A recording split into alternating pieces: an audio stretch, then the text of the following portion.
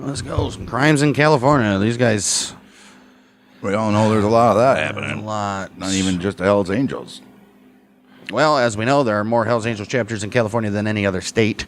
With over 300 members in state, the Hells Angels are the most significant motorcycle gang in California in terms of membership and criminal activity, clearly. Right. The club has a significant role in the manufacture and distribution of methamphetamine and in other illegal enterprises.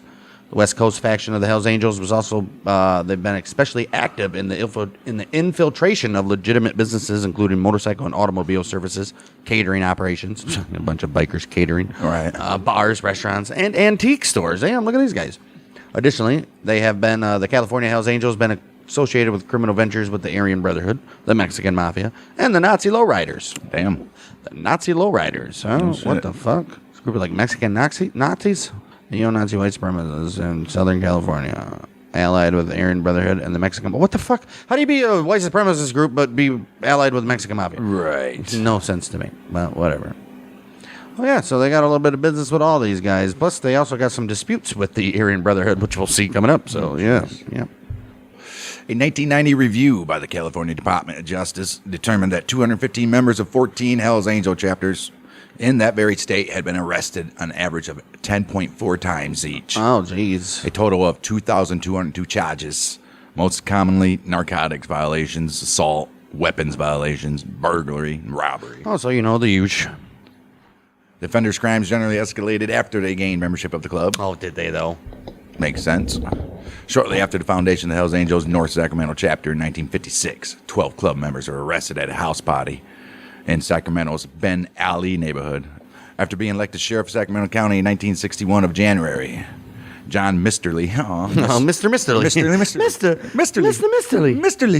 You know that Mr. Misterly lady? I just killed it. John Misterly began a campaign of surveillance and purported harassment against the Hells Angels. Look at this. Sacramento's like, you know what? We're not going to stand for this shit. Oh, 1964, one Hells Angel, Ernest Canada, two N's, appeared before the Sacramento City Council and read a letter protesting alleged illegal tactics against the club by sheriff's deputies. During this period, Hells Angels members would reportedly remove their colors before entering Sacramento County due to Misterly's hostility towards the club. In the spring of 1965, James Mother Miles, the founding president of the Sacramento Hells Angels, disbanded the chapter and relocated it to Richmond, where its members joined forces with Hells Angels from the San Francisco Bay Area to form a Nomads chapter. Oh, fantastic. Well, look at that shit. Wait, is this Richmond, Virginia?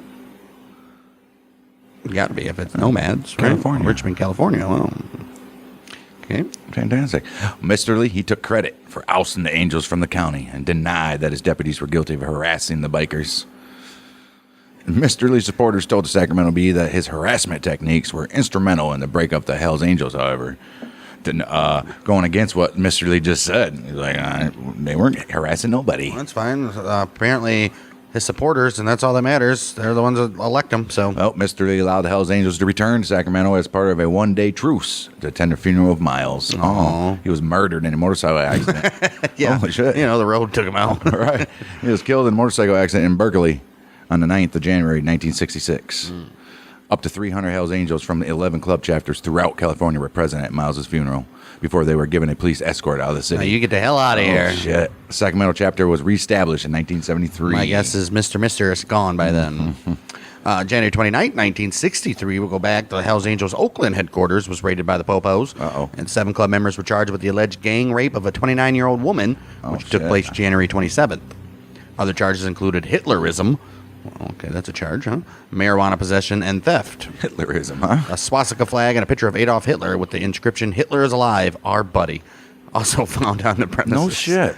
Wow. Wasn't the Argentinians over there? All right, 5 people were charged with inciting a riot and 1 with the illegal possession of a weapon after the Tulare County Sheriff's Department, the California Highway Patrol, and local police dispersed approximately 200 members of 7 clubs from across California, including the Hells Angels and the Galloping Goose, who converged in Porterville on August 31st and September 1st, 1963. No shit. Oh, come on. They went and broke up it for no reason. Damn.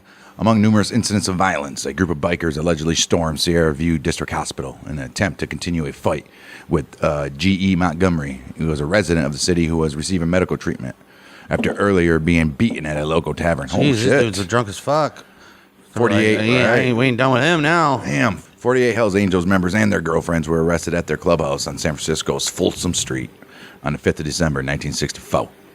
They had charges of robbery, assault with a deadly weapon, possession of marijuana, contributing to the delinquency of a minor. 3 of the girls were alleged to be underage. What else did they do with them?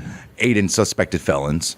Alleged rape of a 25-year-old woman who claimed she was assaulted on the premises the day before. How do you aid suspected felons? Either they're felons or not. Right. Get the hell out of here. And alleged that the girls were underage. Well, I'm sure they confirmed that. Right. The raid also pertained to a robbery in a nearby alley of a man who was allegedly knocked unconscious and dispossessed of his wallet. Damn, these guys are just some freaking... There's a young gun members, probably. Right. A group of Hells Angels members, as well as some of their girlfriends, were charged in connection with a fight in which broke out during a birthday celebration at a cafe in San Fran, September of '65. The violence there allegedly erupted when the bikers attacked 2 police officers who arrived at the establishment. They were just going to get some coffees or something and some bagels. Right. And the Hells Angels were like, fuck you, bro. Right. Son of a bitch. Jeez. 16 Hells Angel members attacked anti-Vietnam We're just War. railing off just... Right. It's- holy shit. 16 Hells Angels members attacked anti-Vietnam War demonstrators at a Vietnam Day Committee protest. There was a march in Berkeley on the 16th October 1965, resulting in 6 Hells Angels being arrested, 1 capo, Mafia? and 1 police officer suffering a broken leg. Oh, damn. Shit. Oh, wait, I think we went over this. The incident led to a collection of students, left-wing political groups, and labor unions led by Allen Ginsberg and Jerry Rubin, meeting with a group of motorcycle club representatives headed by the president of Sacramento Hells Angels Club. In the cafeteria at Jose San. College State. Right. In the cafeteria at San Jose State College, they wanted to seek assurance that a planned protest march in Oakland on November 20th would go undisturbed. I think we did that. Yeah, well, I mean, it was in the history of Hells Angels. Some of that stuff will repeat, obviously. November 19th, 5 Hells Angels members led by the club's reputed national leader, Sonny Barger. They held a press conference at their bail bondsman's office announcing that the club would not attend the protest the following day as, quote-unquote, any physical encounter would only produce sympathy for the mob of traitors. Exactly. That's what Barger says. He went on to read out a telegram sent to President Lyndon B. Johnson, reading, I volunteer a group of loyal Americans for behind-the-line duty in Vietnam. We feel that a crack group of trained guerrillas could demoralize the Viet Cong and advance the cause of freedoms. Yeah, right. Not over there, buddy. President Johnson did not reply. He's like, what the hell is this? She didn't even see it. It's a new number. Who dis? Right. 8 Hells Angels were arrested when a fight broke out in a Daly City Tavern on April 15th, 1966. Tax day, they were pissed. Following the funeral of San Francisco Hells Angel member Larry Dean Lucas. He died in a motorcycle. Died in a motorcycle accident near Santa Maria on the 9th of April. Damn, one was in Santa Monica, the other one Santa Maria. Damn. Where's the Pinta? Santa Pinta. Right. For at least 5 years, beginning in 1967, the Oakland chapter of the Hells Angels turned over weapons acquired on the black market or locations of weapons, which could otherwise be used by Black Panther Party and Weather Underground radicals. They're like, hey, yo, Popos, we can get you this. And Only if. you release some of my buddies. And they're like, okay. They did, too. I mean, how does that not consider Sonny Barger a little snitch fucking Handed in guns. informant and shit? Right. Who knows what else they was giving him? You know it? There's theories out there that he was a informant. Yeah, I bet he was. Oakland Police Department Sergeant Edward Ted Hilliard testified in '72 that he accepted guns, dynamite, and grenades from the club's president, Sonny Barger, in return for deals on arrest during at least 15 separate meetings. He did this, the most recent of which came in spring of '71. Hilliard also testified that Barger had offered to deliver the bagged body of a leftist for every angel released from jail. Jeez. Oh, wow. He denied, however, sure he did, that authorities permitted crimes committed by the Hells Angels. Well, they did. Yeah, come That's on definitely, now. especially in. You do this for me, you give up Right. this fucking guy, we'll turn our heads on, you beat up fucking Jerry in the bar. We're not going to come do nothing. Right. It was the 70s, man. There Right. a lot of shit going on. Hells Angels member Charles Crazy Chuck Forsyth. He was arrested in possession of marijuana on the 16th February 1967. And the San Bernardino County Sheriff's Department was subsequently granted a warrant by the Ontario Municipal Court. The judge was Richard Garner.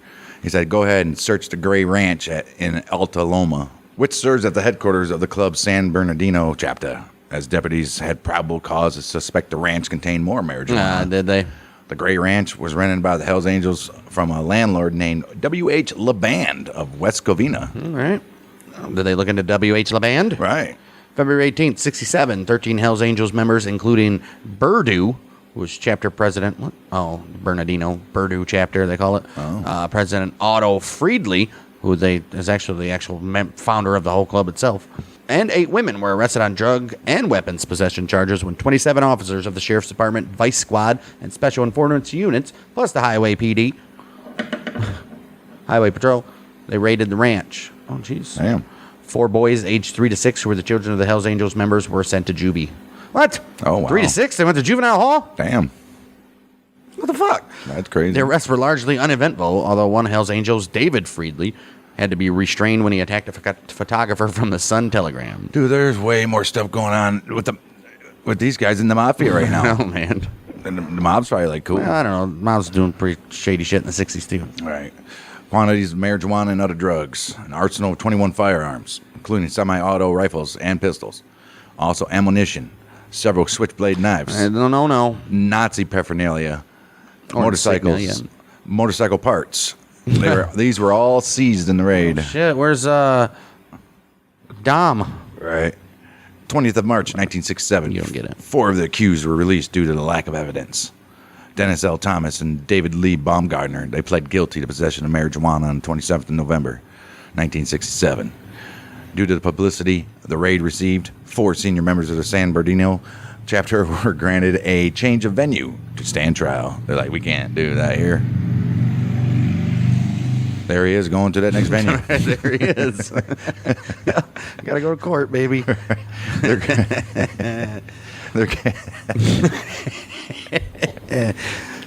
Their cases were moved to Santa Ana in Orange County. All right, well, meanwhile, Friedley was convicted of maintaining a place for the unlawful use of marijuana and unlawful possession of a firearm by a former felon. Oh, shit. February 12th, but Barger didn't get charged with that when they found one in his house. All because the chick was like, it's mine. Right. February 29th, 1968, 2 other Hells Angels, Theodore Moses Medina and Ralph D. Ladd, were found guilty of marijuana. Oh.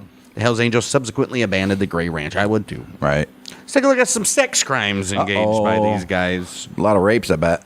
Approximately 300 Hells Angels descended on Monterey during Labor Day weekend 1964 for the purpose of raising funds amongst themselves to transport the body of a former member who was killed in an accident back to his mother in North Carolina. Oh, shit. On the 6th of September, 1964, 2 girls, aged 14, 15, allegedly taken from their dates and gang raped by the Hells Angels. Oh, jeez. 4 Hells Angels were jailed for rape, although the charges were dismissed on the 25th of September due to insufficient evidence. The club was also banned from the city. No more coming back to Monterey, guys. The incident prompted an investigation into the Hells Angels and other motorcycle gangs by the Attorney General of California. Oh, shit.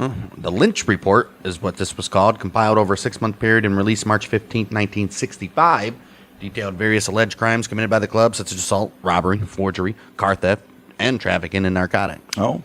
Fast forward 3 years, in April 68, almost the entire membership of the Hells Angels San Diego chapter were indicted on the charges of kidnapping, assault, false imprisonment, robbery, and rape. Damn. Charges related to an incident in which a 28-year-old woman was abducted from a San Diego bar, taken to a nearby residence where she was beaten, raped, tortured by several Hells Angels members and their girlfriends. Jeez, what the fuck are these guys doing? Get a hold on your guys. Right, what the all hopped up on meth and shit. The mafia would never stand for that shit, dude. Right. They'd be killing these guys. I mean, bikers are savages, man. fucking causing too much attention. Savages, these guys were. Crazy. A woman was allegedly gang raped by 4 members of the San Diego chapter on its 27th These San Diegans, July. man. Right. And that was in 1969, 27th July. After filing charges against the 4, she was subjected to threats and intimidated into leaving the San Diego area. She refused to testify in court for fear of reprisal. Jeez. She's like, these motherfuckers are going to kill me. We could put you in protection. WITSEC. Right. I'm like, no. Members of the San Bernardino Hells Angels, along with bikers from the Glendale chapter of the Mongols, the Straight Satans of Venice, and Glendale Night Riders, they committed a sexual assault on a 15-year-old girl in August 1972. Damn, the whole freaking, Jeez. the whole community, huh? Damn. April 5th, 1973, Hells Angel member John Fisher, Glenn Little, John Stratton, and David Wynn, and also Thomas Neely were among 11 motorcycle gang members convicted in L.A. of rape and sex perversion. Jeez, dude. Man, these guys are just some freaking scoundrels. Oh, but wait, there's more. A woman alleged that she was beaten and assaulted with a rubber dildo by two San Diego Hells Angels members, their girlfriends, not the members, and that she was forced to orally copulate a Hells Angels and a German Shepherd dog after she accepted a ride home from a biker funeral with a group in 75. Dude, she had to suck a dog's dick. What the fuck? The charges were dismissed as law enforcement were unable to locate the woman after she filed a criminal. I bet. Oh, jeez. Well, fast forward to March 1977, a woman was allegedly stripped of her clothing, beaten, and forced to ingest LSD by the Hells Angels members and their girlfriends at the residence of the club's San Diego chapter president. Damn. She had been accompanied to the residence under the pretense of attending a party after meeting a Hells Angel at an Ocean Beach bar earlier that night. Moral of the story, ladies, you meet a biker, don't go back to any places with them. Son of a bitch. You know, why is it always with their girlfriends, too? Because girlfriends are probably jealous. Right. And fucking, yeah. Probably them ones egging it on. Right. Holy shit. They're old ladies. Right. According to the DEA, Hells Angels began large-scale drug distribution during mid-1967. Soon became the lead manufacturer and distributor of LSD in California. At this very time, the Hells Angels became involved in a drug war with the Gypsy Jokers in the San Francisco Bay Area. The clubs reached an accord that very year. The Jokers left California for Oregon. Damn. Gone. And the Angels agreed to stay out of Oregon. You just go up to Oregon. Right. Untapped potential up there. You have the whole state to yourself. We don't give a fuck about up there anyways. Right. California Department of Justice estimated the Hells Angels distributed approximately $31 million in narcotics between 1969 and 1972. Damn. That's not a lot. That's a lot in 1969. I guess. Well, meanwhile, 33 members of the Oakland Hells Angels chapter, including Sonny Barger and 4 of their girlfriends, were arrested on drug charges after the police raided a bar and duplex apartment in the city August 30th. $7,000 worth of heroin, $2,500 worth of other narcotics were confiscated, as were firearms, which included an M16 rifle, 2 shotguns, and an M1 carbine, and a large cache of ammunition, knives, chains, and suspected these motherfuckers were trying out for the Road Rage video game. Right. Beating each other with chains and shit. Right. It was called Road Rage, wasn't it? And of course it was. The raids were the result of a 3-week investigation. That's actually a pretty short investigation. They were probably like, wow, look at these idiots doing all this shit all in the open. Why did it take 3 weeks? Fuck. Hells Angels Oakland chapter. Chapler? The Angels Oakland chapter president and national leader Sonny Barger allegedly arrested narcotic charges after Donald Holworth, a film studio property manager and in 1967 Mr. America from Studio City, he was apprehended while walking towards Barger's Oakland home. I remember this with the fucking suitcase. He had 17 ounces of cocaine, 32 ounces of heroin. Jeez. Estimated retail worth $350,000. He had that in a suitcase on the 11th of April 1970. Barger, he temporarily resigned as president of the Oakland chapter, as we all know, in June of 1970 to fight these charges, but returned to position within months after his successor, Johnny Angel Polomar. Well, he went to jail himself for 10 years, shooting a bartender. Can you believe that? Yes. The drug charges against Barger were later dismissed, although Holworth was convicted and sentenced to serve 5 years of life. He probably did 7. Palomar, while deputizing as president of the Oakland chapter on behalf of Barger, was charged with narcotics and weapons violations after a raid on his home by a police drug squad uncovered small quantities of drugs and small arsenal of firearms June 25th, 1970. Charges were later dismissed, although he was sentenced to 10 years in prison right after shooting that bartender. So, jeez, dude, stay out of trouble. Right, fucking These insane. are the presidents and shit, the big guys. Come on. Wow. Unorganized. Sonny Barger, Sergey Walton, Donald Dwayne Whitey Smith. Sergey Walton, Donald Dwayne Whitey Smith, and Oakland Gary Benjamin Popkin. They were charged with the May 21st, 1972 murder of Servio Winston Aguero. Servio Winston Aguero. He was a drug trafficker from McAllen, Texas. He traveled to Oakland with a consignment of narcotics for sale, which was allegedly occurred following a dispute over an $80,000 cocaine deal. Prosecution witness Richard Ivaldi, he testified that he witnessed Barger shoot Aguero dead as he slept at the home of an absent acquaintance, and that Barger subsequently ordered the others to set fire to the place. There was no fire trucks or nobody found a body afterwards. Gotta be some kind of paper trail to this. Right. The 4 defendants were acquitted December 29, 1972, following a 7-week trial after Ivaldi's credibility came under scrutiny. He's a criminal. According to Barger's chief attorney, James Crew, Evaldi himself was involved in the conspiracy to kill Aguirre and known he was a prime suspect in fear and retaliation from the Texas Mafia. I'm assuming that's where Aguirre's from. Right. He tried to shift the blame to the Hells Angels. The killing of Aguirre was one of the 5 possibly linked murders committed in the area around that time. The others, 3 men, drug dealers Kelly Patrick Smith, Willard Thomas, and Gary Kemp, which was an acquaintance of Evaldi, were found shot to death in a house near San Leandro, the day after Aguirre's murder, and the body of a woman, Karen Long, was discovered in the trunk of a car in Oakland, May 26th. Damn, dude, they took out all his acquaintances, Holy shit. Damn, informant. Was it really? Was it the Texas Mafia that did that? Well, you think? Maybe. It's very possible. Wow. An informant led investigating detectives to the location of the automobile in which Long's corpse was found in that very trunk, just dead.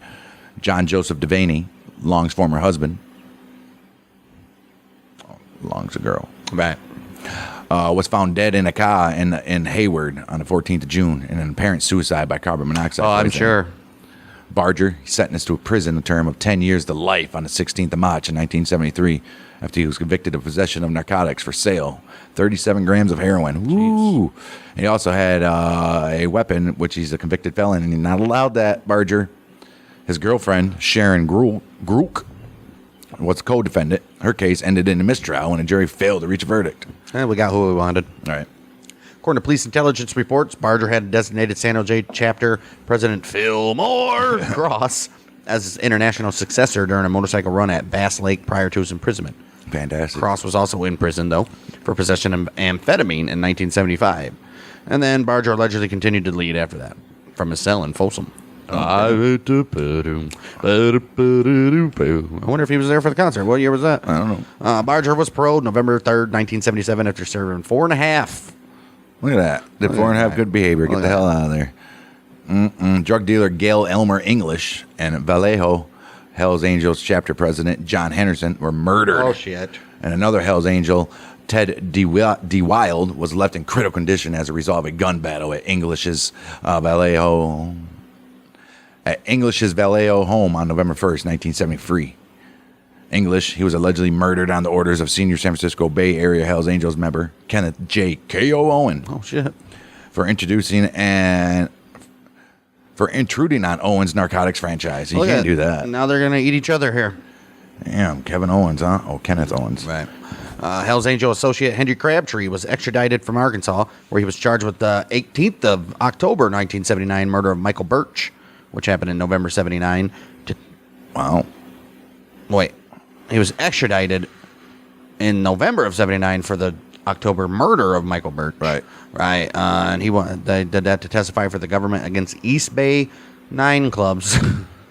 Against 9 East Bay club members and associates implicated in the bikers and drug dealing, which took place between 68 and 77. Oh, wow.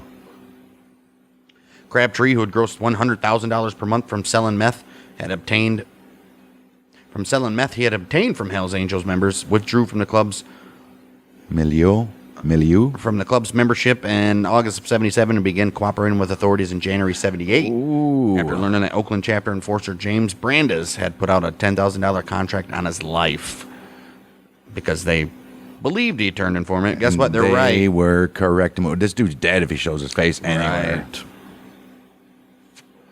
That's the crazy shit, man. You have to go to Oregon. Right. Wow. Members of the Aryan Brotherhood attempted to shoot Crabtree, also interrogated his friends in an effort to collect the bounty. They wanted that 10 grand. I bet they did more than interrogate his friends. Right. Aryan Brotherhood is some assholes. Crabtree testified in front of a grand jury that he and 2 Hells Angels, Kenneth Owen and Sergey Walton, the Oakland chapter president, they stole bottles of phenyl-2-propanol. P2P. That's to make meth. Oh, wow. They also stole enough glassware to build 5 meth labs during a heist at a local chemical company in January of 1977. Look at these guys. Douglas Chester Schultz, president of the San Diego Hells Angels, was arrested October 31st, 1985.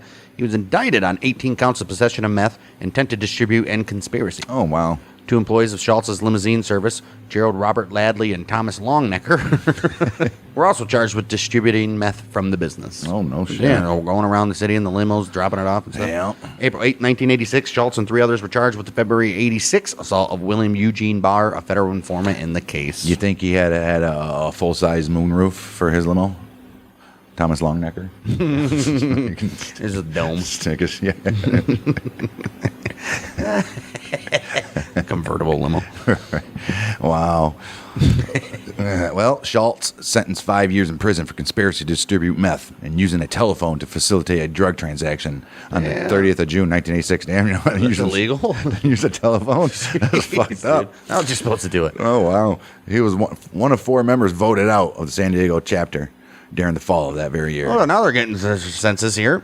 The club later reinstated him, Oh, geez, never mind. as they had unknowingly violated their national charter by expelling an incarcerated member. All right, you can't do it until they get out, I guess. San Diego Hells Angels chapter president Gary Russell Castiglione and his girlfriend Kathleen Rebecca Pirelli, they were indicted on charges. Right, they were indicted on charges of conspiracy to possess 2 pounds of meth. How do you conspire to possess 2 pounds? Right, Either you got it or you don't. I mean, come on, guys. Right, with intent to distribute after drugs were found in Pirelli's purse during a search by the United States it's not border. Conspiracy to possess. Wow, the Border Patrol got these. That's a big ass purse. Oh, they tried getting them in at the checkpoint in Temecula on the 13th of 1989. It's a Temecula. Temecula? Temecula. Oh, they did that, at the border Temecula checkpoint on May 13th. Why are you going to the fucking border checkpoint? Idiots. With drugs. Idiots. They won't check your purse. You're right. They won't. Well, Castiglione, I think, right? Pled guilty to charges December 20th, 1989, while Pirelli pleaded guilty to using a telephone to facilitate a drug shit, that's bullshit. March 5th, 1990. Oh, so how come they don't do telegram that? Or something? How come they don't do that now with cell phones and shit? Right. Maybe they do. Well, right. Well, March 5th, 1990, Castiglione was sentenced to 5 years in federal prison. Oh, he's good. And fined $100,000, and Pirelli was sentenced to 2. No, they both be out, and she'll be out in like 8 months. Right. He'll be out in a year and a half. Elsewhere, 13 members of the Hades Riders motorcycle club in Fresno were arrested in July '89 on narcotics and weapons violations charges. Oh, you idiots. As part of that investigation, authorities seized a meth lab along with various amounts of meth, I would assume, marijuana and cocaine, as well as 40 weapons, including several assault rifles. Plus, they had evidence showing a conspiracy involving the Hades Riders and the Monterey Hells Angels chapter to distribute meth. Obviously. Yeah. Well, obviously, you think Hells Angels are going to let these guys cook on their turf? Right. No. Holy shit. This is insane. Dude, it's just stupidity. Literally rapid fire crime. Constant. And we're not even a quarter way through the episode. And the shitty part is most of these guys are just nobodies. Right. Wow. Oh, we had a couple of club presidents in here. Otis Garrett, what they call Buck. He was president of the Hells Angels Vallejo-based Nomads chapter, and several of his associates were indicted in late 1989 and early 1990 on various narcotic and weapon charges. Garrett additionally charged with continuing criminal enterprise, money laundering, conspiracy to distribute 11 pounds of meth to the club's Winston-Salem, North Carolina chapter. Authorities believe that the Hells Angels members and associates were operating a large-scale meth distribution ring. No shit. With the Clandestine Laboratories in San Bernardino, Butte, and Modoc counties. Well, Butte, but yes. but Butte, all and right. Butte Well, and Modoc.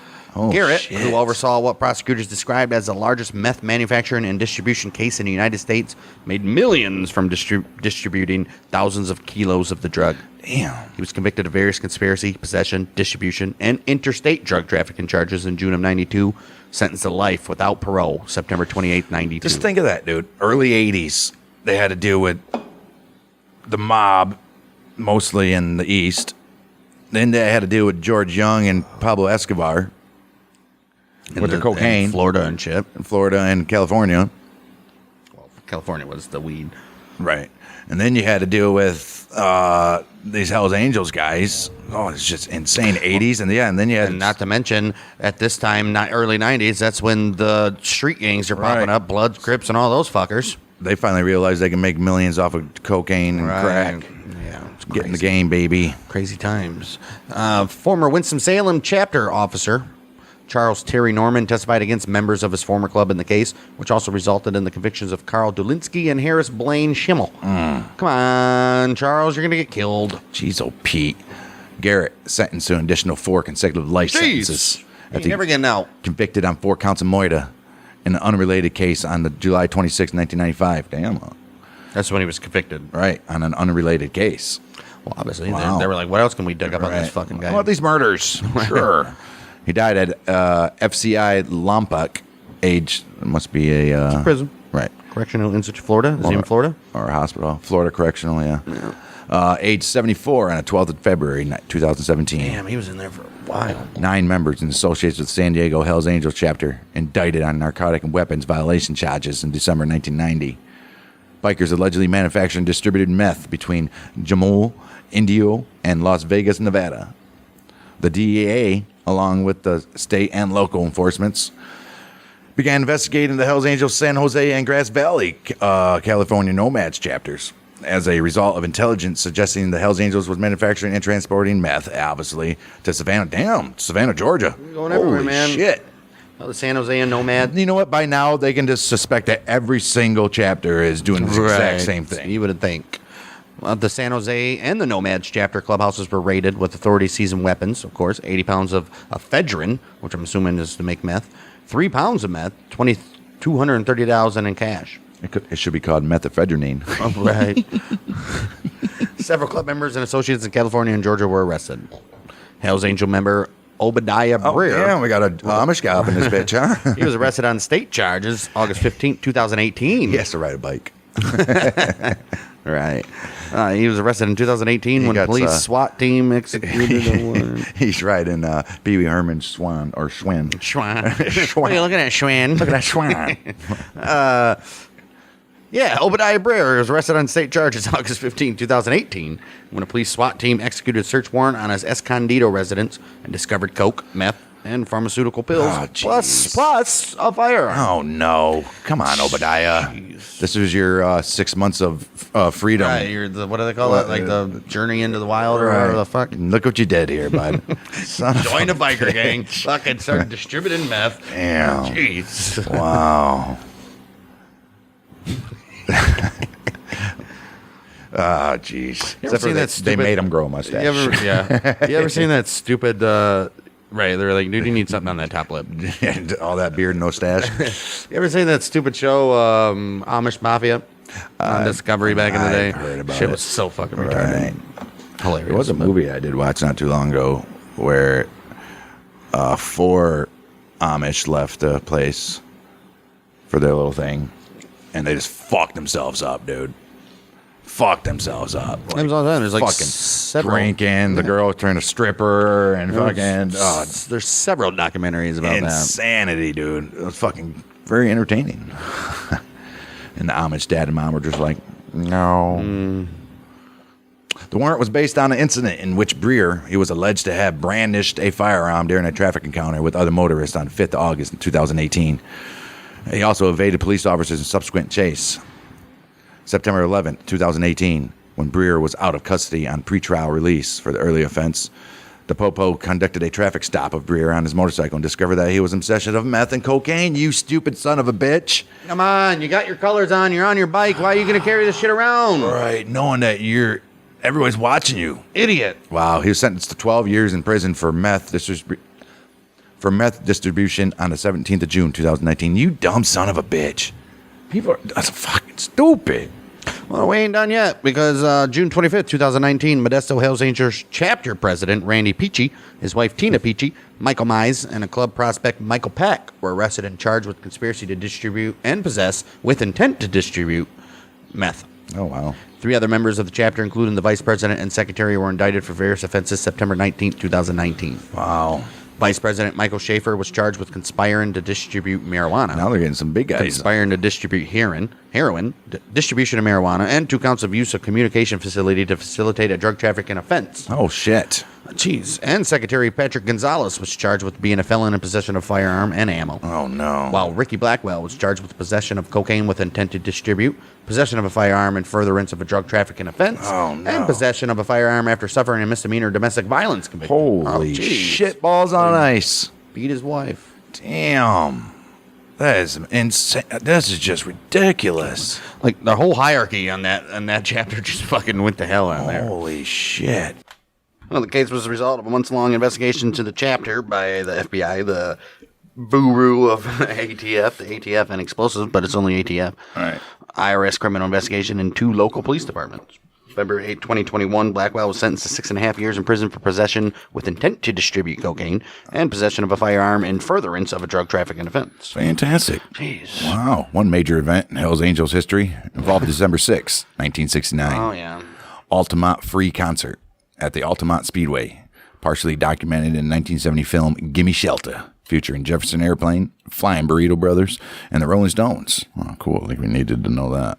The Grateful Dead were also scheduled to perform, but canceled at the last minute, owing to ensuing circumstances at the venue. Like, we don't even want to be a part of that shit.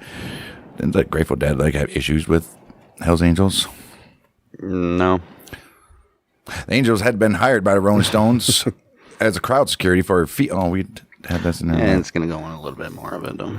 Right. The Rolling Stones hired Hells Angels for a fee which was said to include $500 worth of beer. And probably all the women and drugs they want. Right. Angels parked their motorcycles in front of the stage in order to create a buffer between the stage and the hundreds of thousands of concert goers. Isn't there a video of this? Yeah. Crowd management proved to be difficult, resulting in both spectator injury and death. Oh, shit. Over the course of the day, the Hells Angels became increasingly agitated as the crowd turned more aggressive. At a later murder trial of Hells Angel Alan Pissarro, who was a security guard testified he heard the Hells Angels being summoned over the loudspeakers when the helicopter bearing the Rolling Stones landed. Okay. No shit, that was a shit show, I bet. Debate after the event was over whether the Hells Angels were to manage security for the entire concert or just for the Rolling Stones. Sam Cutler, the Stones agent, who had arranged to pay the Hells Angels, said their role was to bodyguard the Rolling Stones and nothing to do with the concert. Right. This was denied by the Angels as well as other connected to the event.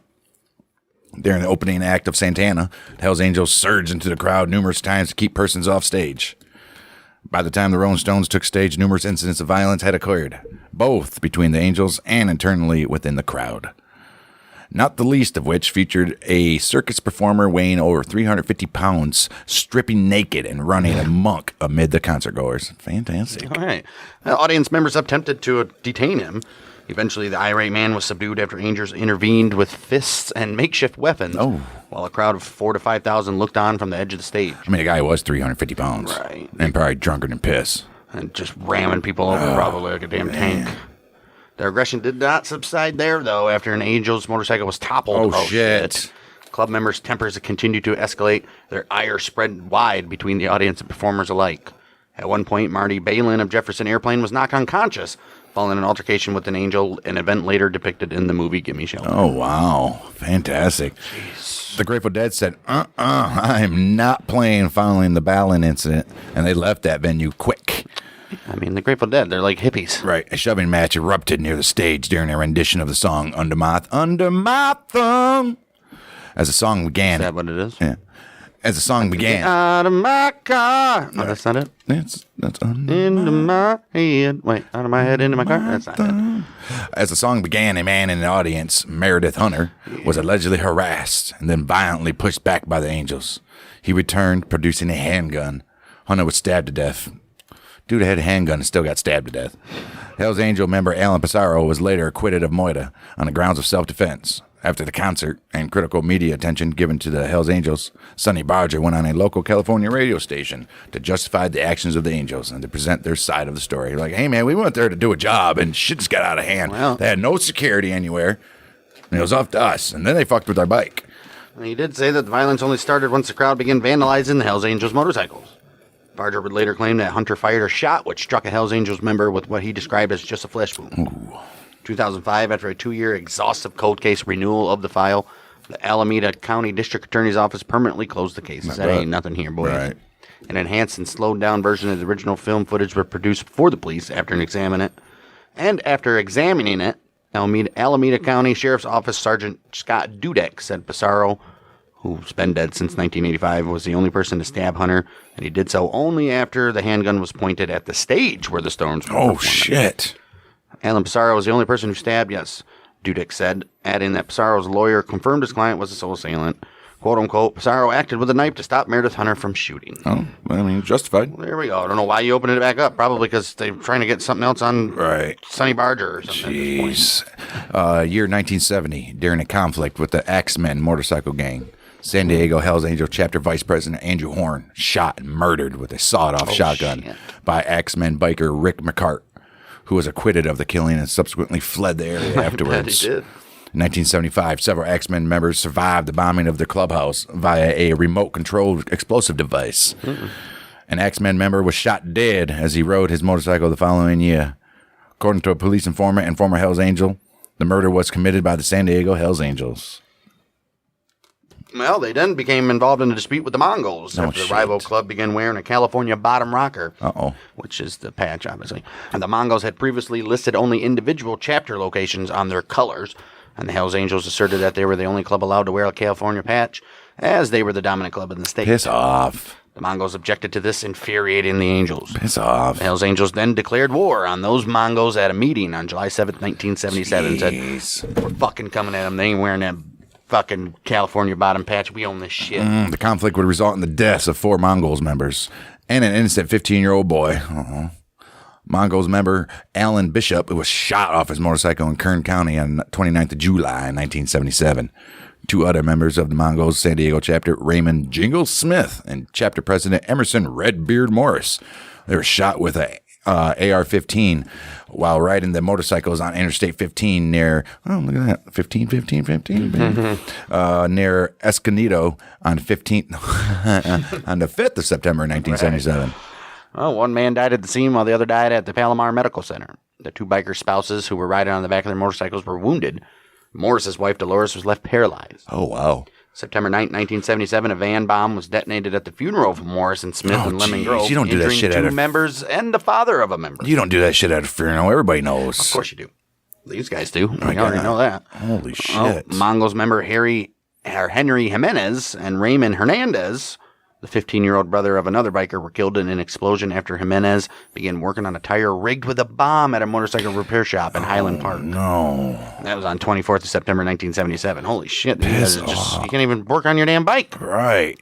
Days later, San Fernando Valley Mongols chapter president Luis Gutierrez survived a car bombing outside his home.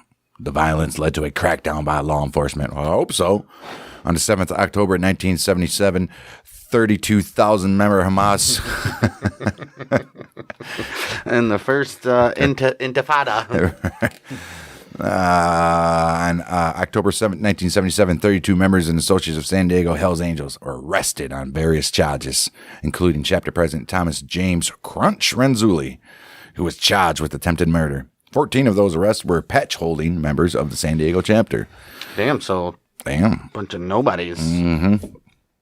The arrest followed a 10-month investigation of the club, which involved infiltration by a police informant. 6 sticks of dynamite were discovered attached to the vehicle of a San Diego Mongols member October 11, 1977. Holy shit. ATF agents matched the bomb components to the explosives given to the informant.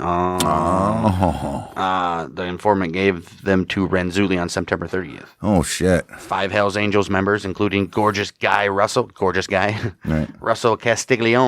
James Brett Eaton, and Thomas James Renzulli were indicted on racketeering and conspiracy charges in September of 82. Holy shit. Also nothing even to do with that. Damn. Dude, Justice Department is working overtime. In the 80s, it was the mob crackdown, and now it's these guys. Holy shit. Right. Man, them prisons are just rough. The indictment alleges the group were responsible for the moitas of Morris and Smith, as well as the bombing of the funeral.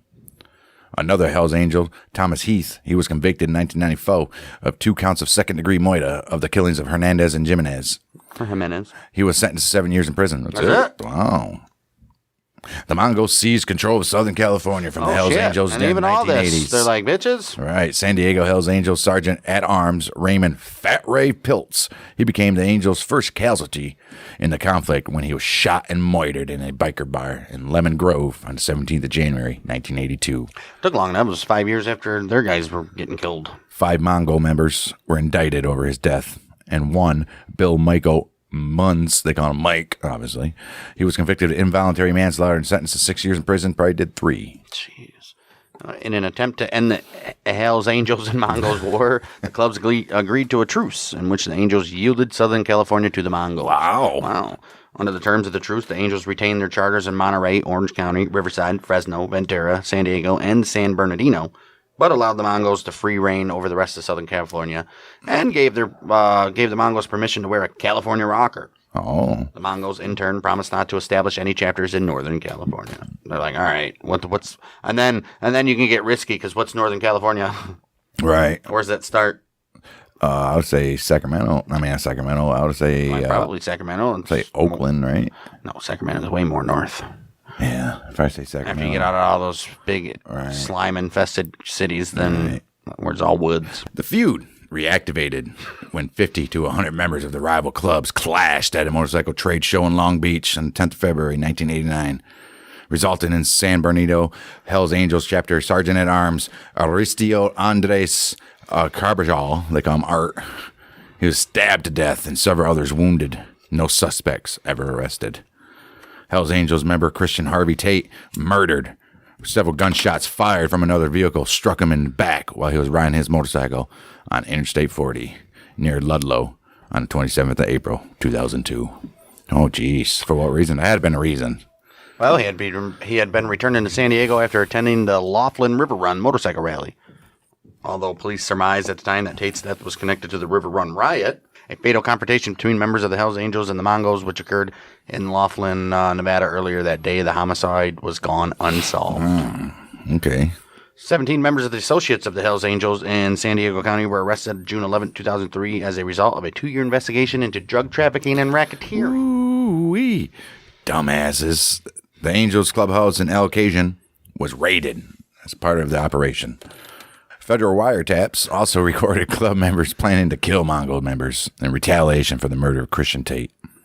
10 Hells Angels members, including San Diego chapter president Guy Russell Castiglione and Sergeant-at-Arms Mark Allen Toyson, pled guilty to conspiracy. Oh, shit.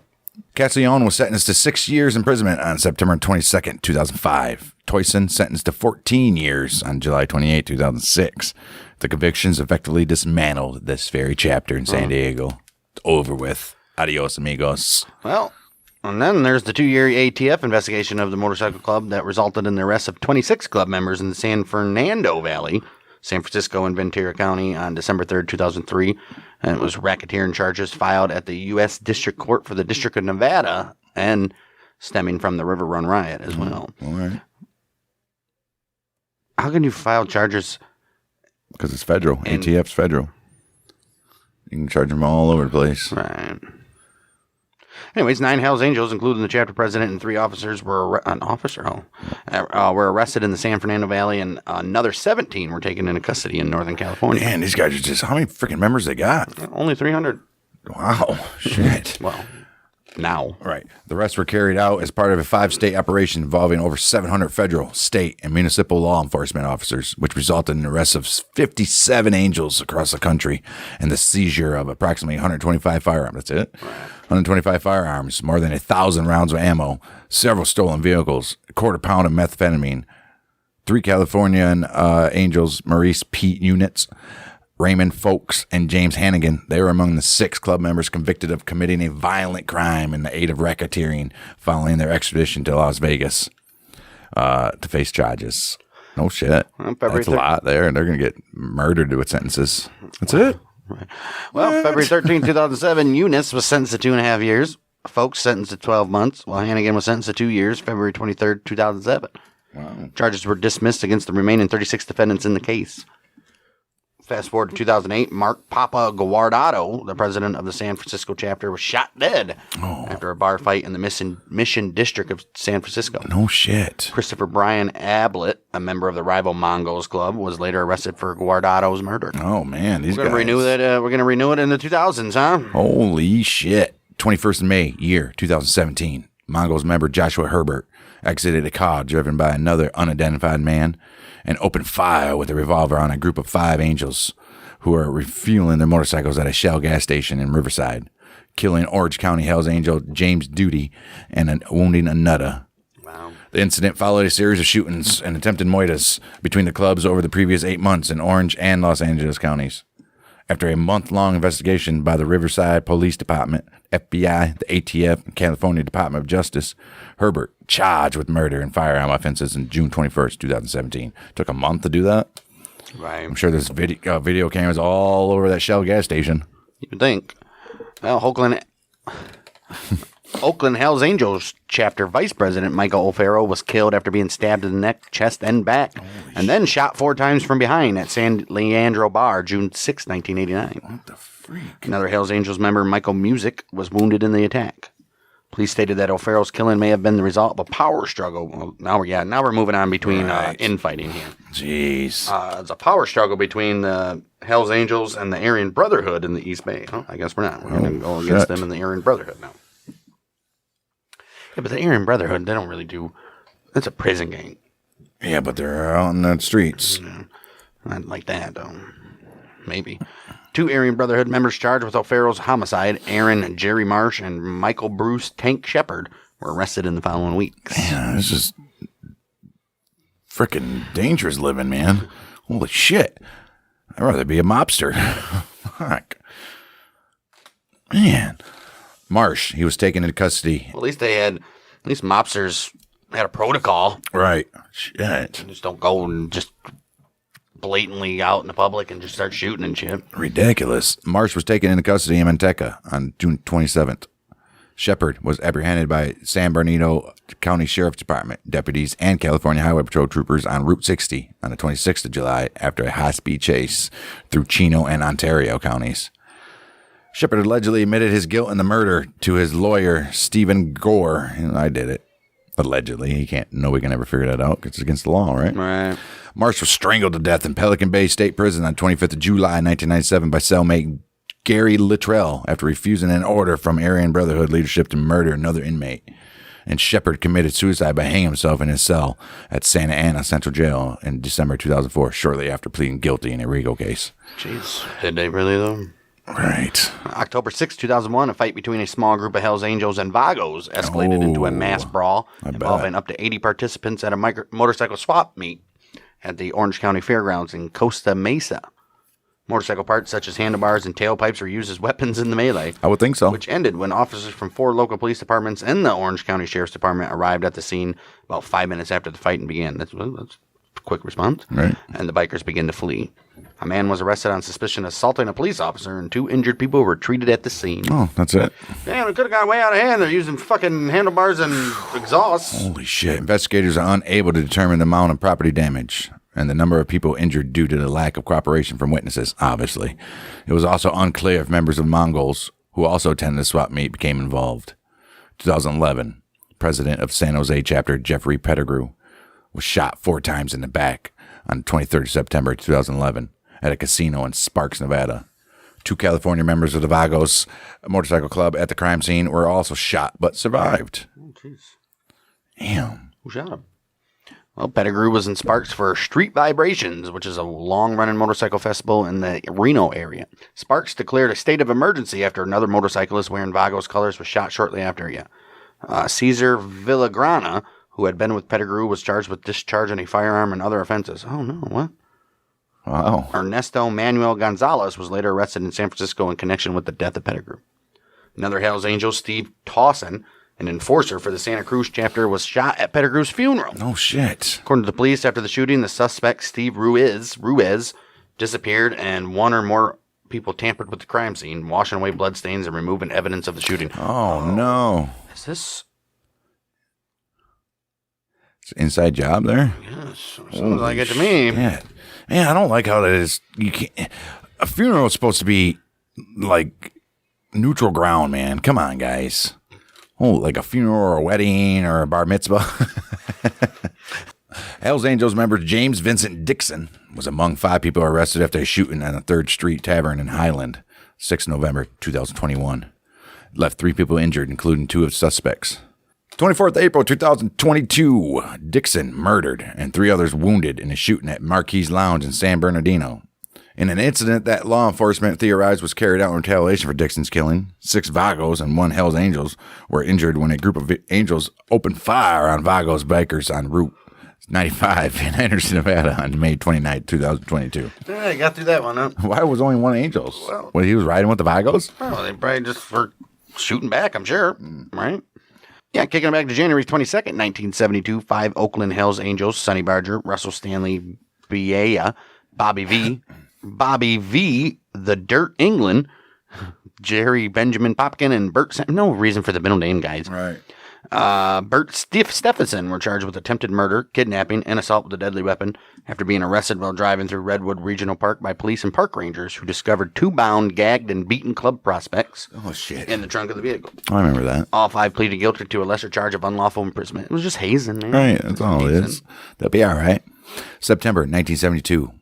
Angels member William Whispering Bill Pfeiffer, who was suffering from terminal throat cancer while incarcerated at Alameda County Jail in Oakland on various state and federal charges. He offered police information on Angel's burial ground in exchange for immunity. Shit. In order to spend the remainder of his life as a free man. His testimony led Mendocino County deputies to a ranch owned by former Oakland Hells Angels chapter vice president George J. Baby Huey Wethern and his wife Helen near Ukiah, where they discovered the bodies of 2 club prospects, Charles Charlie Baker and Thomas Shepard Big Tom Scholl. They also discovered a woman, Patricia Ann McKnight. They discovered these guys in abandoned wells on the 30th of October and the 1st, they skipped Halloween. Right, sorry. The 30th of October and the 1st of November, 1972. Jeez, well, Baker and Shaw have been beaten and strangled to death by Pfeiffer, whatever his name is, and other members of the club's Richmond chapter and others. After being spiked with LSD at a party on January 15th, 1971. Oh, shit. While McKnight was killed by a gunshot to the head. Yeah, that bitch. They're just going to kill her. Police also seized cocaine and stolen firearms at that ranch. That bitch.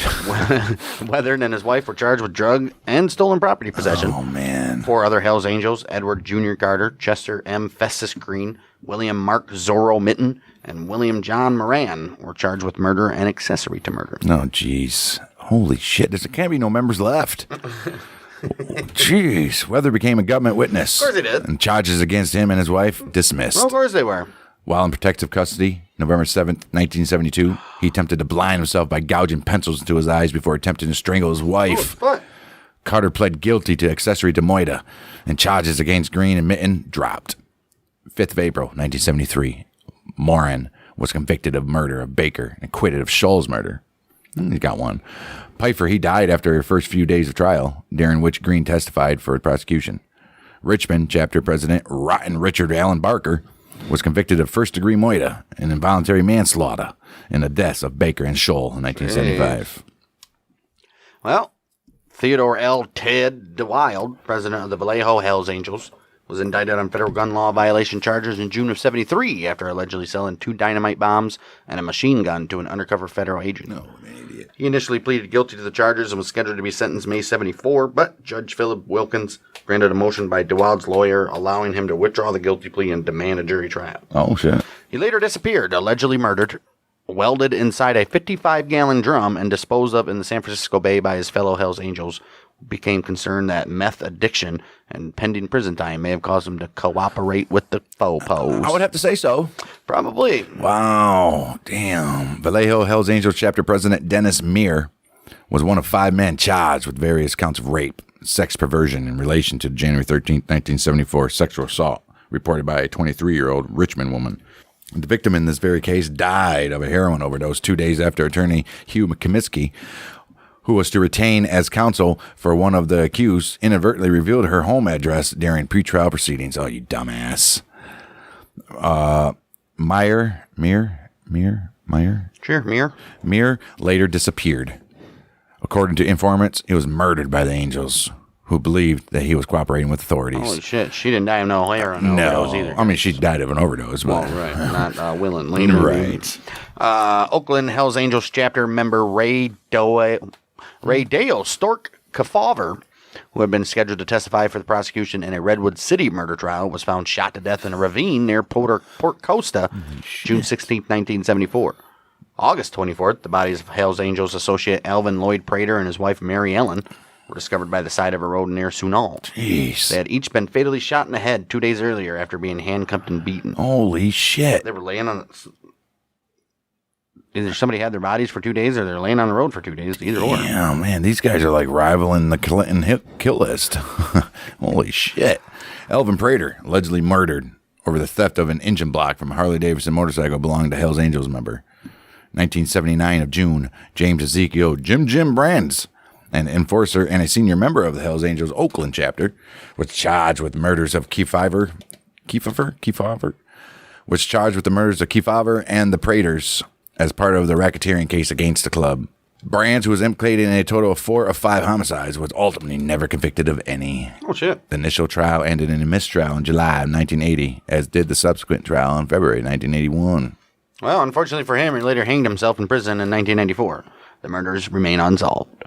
Mark Gary Robles, Sergeant-at-Arms of the Hells Angels San Diego chapter, was fatally shot several times in the back. Holy shit. Before his body was discovered in his parked van in San Diego's Claremont neighborhood, October 76. What kind of fucking biker has a van? Well, probably like Astro type deal, those are cool. Sure.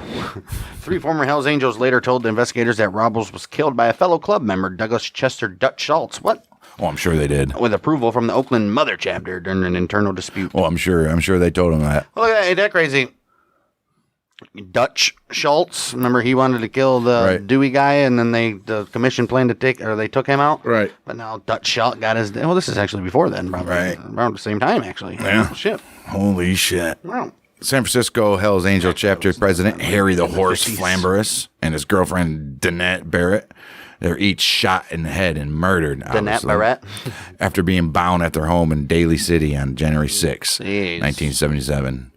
$22,000 worth of cocaine and a quantity of LSD was also stolen in a quantity. $22,000 worth of cocaine and some LSD was also stolen from a safe at the house. How would they know that? Man.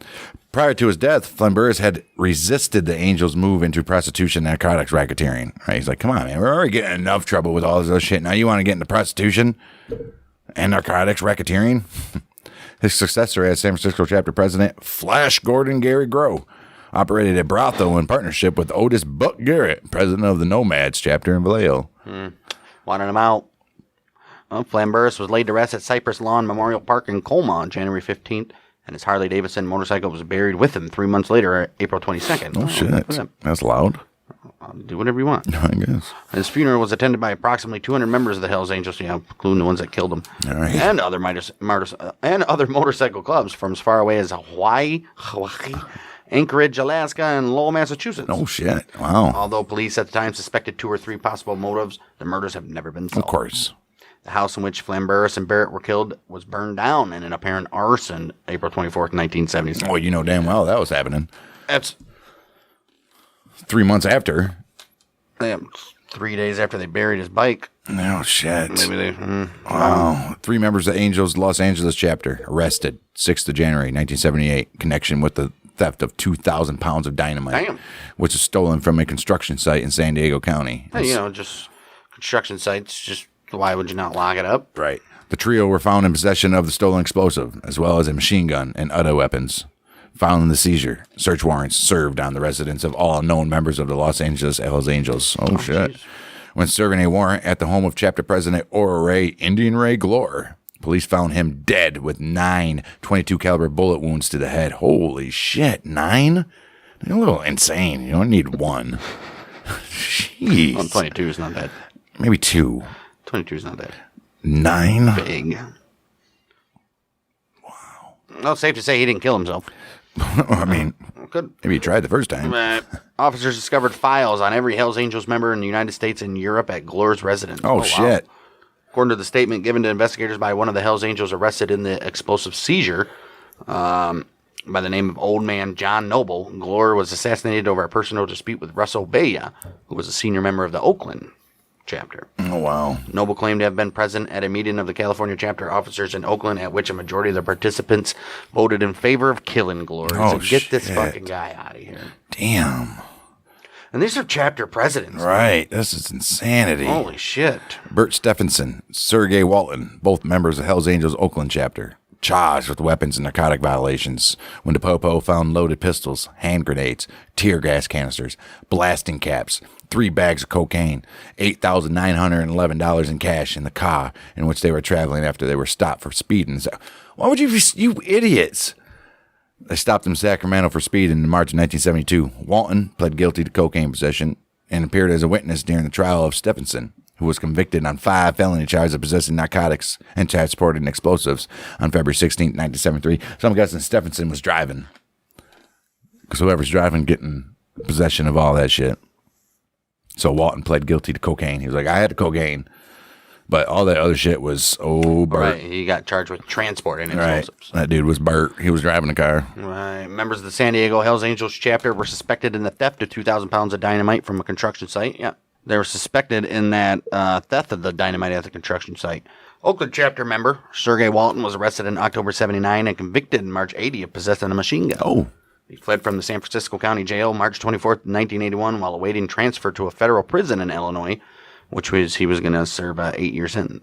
His disappearance was not discovered until March 28, 1981, when he was scheduled to be transferred. Damn, this dude had 4 days on a run with nobody knowing. Holy, he could be gone. Well, unfortunately for him, May 28th of that same year, he was apprehended by the ATF and the U.S. Marshal Service at a cabin in Ben Lomond in the Santa Cruz Mountains. No shit. 2 women found in the cabin with Walton, Kimberly Lee Kimbra Townsend and Laufey Gail Owen, who was the wife of Hells Angels member Kenneth Owen.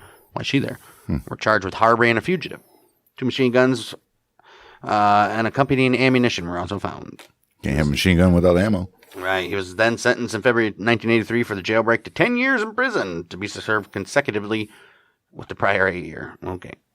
He later became a government witness and entered the WITSEC. Jeez. Of course. Why not? Wow. Fuck it. Right. Former Deputy Sheriff Louis Lou Ivankovich pled guilty February 18, 1983, to conspiring to aid Walton in his escape. Oh. He was sentenced to 3 years in federal prison. Damn.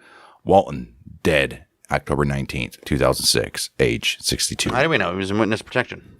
Right. November 1981, task force of federal, state, and local law enforcement officers raided a Hells Angels clubhouse in San Diego, confiscated machine guns, shotguns, more than 50 handguns, explosives, explosive manuals, torture kits, electronic eavesdropping equipment, wires, police radio scanners, and narcotics. Let's top it off with a little sprinkle, a little crack on here. Let's get out of here. There we go. Hells Angels member Robert Lee Wildman Bright was charged with criminal mayhem after he, aided by 2 other inmates, used a spoon heated on a hot plate to burn a tattoo, which resembled the Hells Angels insignia off of a cellmate's arm. Oh, so you get this shit out of here. Right. At a San Diego County jail where he was awaiting trial on a narcotics charge. Bright, who was a Marine Corps veteran of the Vietnam War, died of natural causes at the age of 60, April 10th, 2006. Died of natural causes at 60? Yeah, why not? Yeah, whatever that guy that had the tattoo they were burning off him, he fucked up doing something. You ain't kidding. Wow, you only get that if it's major, yeah. That's like John Dutton. Cut that damn brand right off your chest, boy. 2 members of San Diego Hells Angels chapter, Michael Varner, chapter president, and his brother John G. Varner, were shot to death by an unidentified gunman in a tavern in Modesto, 6th November, 1973. Police were unable to establish a motive for the murders. Hells Angels member was hospitalized with a skull fracture and multiple abrasions when he was beaten unconscious by a group of bar patrons after he brandished a knife following a disagreement with another patron at an East San Diego bar on 26th of January in 1975. They don't have a name for that Hells Angels guy? Jeez, dude. I mean, it's just one after another. This is ridiculous. February 16th, that same year, he Fucking savages. Air conditioning barely company human. owned by the patron and his partner in Santee was targeted in an arson attack, which law enforcement believed was carried out by the Hells Angels in retaliation for the injuries suffered by the Hells Angels in the earlier incident in the bar. Hells Angels member Gerald Butch Lester shot 2 people in a van in Sacramento County, October 26, 1977, killing one, wounding the other. Lester used a sleeping bag to conceal his victims' bodies and then dumped their vehicle in a river. Oh, shit. Hey, he wounded the other. He put the other one in the damn thing, too. Oh, shit. The incident, for which Lester spent 4 years in state prison, was reportedly the result of a dispute with $5,000 worth of meth. Oh, look, come on. And he only spent 5 years in prison? Jeez, no wonder why. She's right. What the fuck? Who the fuck is that? AG here. Right. Prosecutor. Right. Somebody. Right, Kamala. Lawrence Richard, Large Larry Lajeunesse, a senior member of the Hells Angels San Fernando Valley chapter, and his girlfriend Tammy Ann Bannigan. What's my name? Tammy Ann Bannigan. They were shot to death in a converted industrial garage in Chatsworth, which was in L.A., where they lived on December 3rd, 1998, by Daniel Ray Waring. Turned an industrial garage into a living space. Right. They were murdered by Daniel Ray Waring, who was described by prosecutors as an aspirant Hells Angels member involved in a feud with Large Larry over meth dealing. So he wants to get in the club. Right. Waring, he robbed and murdered the couple, shooting Large Larry 5 or 6 times in the head. Damn. Before also shooting Tammy Ann Brannigan to eliminate her as a witness. Jeez, Waring, I swear I won't say anything. You're damn right. Right. Pew, pew. Waring, who was a tow truck driver, worked as an informant for the California Highway Patrol detectives for over 10 years. He was convicted of first-degree murder on October 12th. They were like, come on, guy. Right. October 12th, 2001, he was convicted and sentenced to 2 consecutive life sentences without parole, February 8, 2002. He died at age 60, September 27, 2017. The case was documented in the North Mission Road episode Hell's Angels Mystery, which aired on August 22nd, 2005. Don't know what channel. Right. 2001, 11 men associated with the Hells Angels in Fresno were arrested for allegedly assaulting members of another motorcycle club that had ignored their order to disband. Oh, my goodness. This is just ridiculous. Ventura Hells Angels. Don't stop. Right. Ventura Hells Angels chapter member Thomas Heath sentenced to 35 years in prison in February 2012 after being convicted of a 5th strike offense. At least you got 5. Right. 1992, he was sentenced to 7 years imprisonment after being convicted of assault with a deadly weapon and dissuading a witness by threats for the beating of his wife at a hamburger stand. Heath was sentenced to an additional 7 years in 1994 when he pled guilty to 2 counts of first-degree murder for killing a rival biker and an innocent bystander with a bomb in L.A. on September 24th. How are you only getting fucking 7 more years for bombing people? Right. Holy shit. I just don't understand this. This is crazy. 7 years for bombing, huh? On November 22nd, 2010, he threatened the lives of his female roommate and her son, a crime for which he was found guilty December 16th, 2011. He was found guilty of dissuading a witness, threatening a witness, and street terrorism. Oh, shit. June 6, 2023, a group of Hells Angels allegedly attacked 3 African-American men in the Ocean Beach neighborhood of San Diego. One of the victims was stabbed, another beaten unconscious, third managed to flee. Oh. 17 Hells Angels members and associates were arrested September 17, 2023, charged with carrying out the attack in association with a criminal street gang. Holy shit. Jeez, dude. Holy shit.